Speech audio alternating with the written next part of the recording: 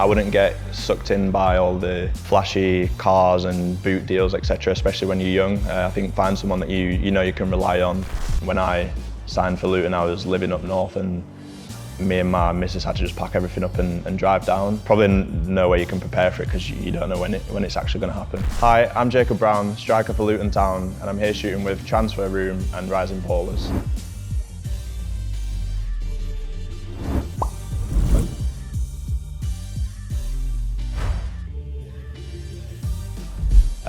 Making my Premier League debut.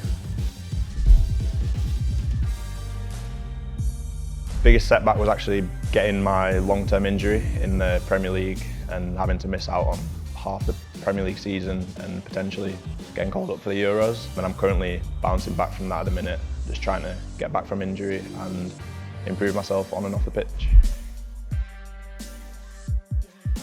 I don't think it was until I actually had been released from the club I was first at, Sheffield Wednesday, then playing Sunday League and then actually getting a trial at Barnsley. That was the moment when I realised I actually have a good chance at this. I'd say someone who I think trustworthy is probably the most important, and someone that I can have a proper relationship with on and off the pitch. I wouldn't get sucked in by all the flashy cars and boot deals, etc., especially when you're young. I think find someone that you know you can rely on, and they've got your best intentions at heart. I think probably that a lot of the time it takes a lot longer than a phone call, the club wants to sign you, and then you sign in. That's probably the biggest myth. Like there's a lot that goes on in between that. Yeah, making sure that everything is right for you, because obviously clubs might want one thing and you might want another, so I think it's just finding that common ground and getting a deal done. There's been a few times, I can't remember the clubs, but I've seen maybe on Twitter or something that I've been linked with a club, and then I speak to my agent and it's probably just not true. Someone's decided to make it up.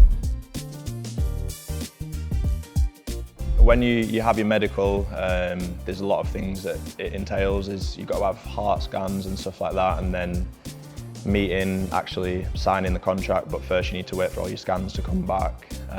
You do tests in the gym and stuff like that. It's quite a long day, and then usually you're sat around for a while waiting for paperwork and stuff. But then you sign, and then the club announce it, and then you just get going from there. Again, this is where having a good agent helps, because they help take your mind off things. You know that they're dealing with everything.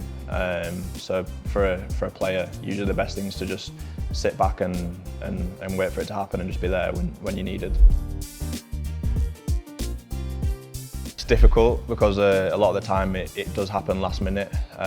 So for example, when I signed for Luton, I was living up north, and me and my missus had to just pack everything up and drive down. So yeah, it's difficult, and probably no way you can prepare for it because you don't know when it's actually going to happen. First one that comes to mind is I scored a last-minute winner for Barnsley against Walsall. The season we got promoted from League One. Yeah, it wasn't the best game, but scoring the winner in the last minute was the best feeling.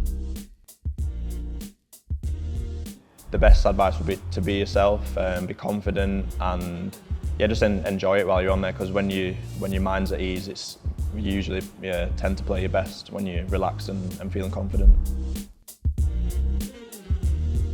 Probably Kyle Walker last season. Obviously, everyone knows how good a player he is, and it was difficult for me to get past him and also to defend him as well, because he likes to get forward. I like to stay focused in the off-season by just taking my mind off football, doing other things, so whatever hobbies that you've got going on helps take your mind off it, and then staying fit. If you have an injury, it's different because you'll have a programme set by the club, but it's good to have a nice little break after the season, then get yourself going by just starting with like mobility, and then slowly, like as the weeks go on, you just pick it up and improve the intensity. My idol was Thierry Henry, and I never got to play against him. But then my other idol when I was growing up was my dad, and who didn't play against him, but yeah, he used to take me up to the park with one of my older brothers as well. That was an enjoyable moment for me when I was younger.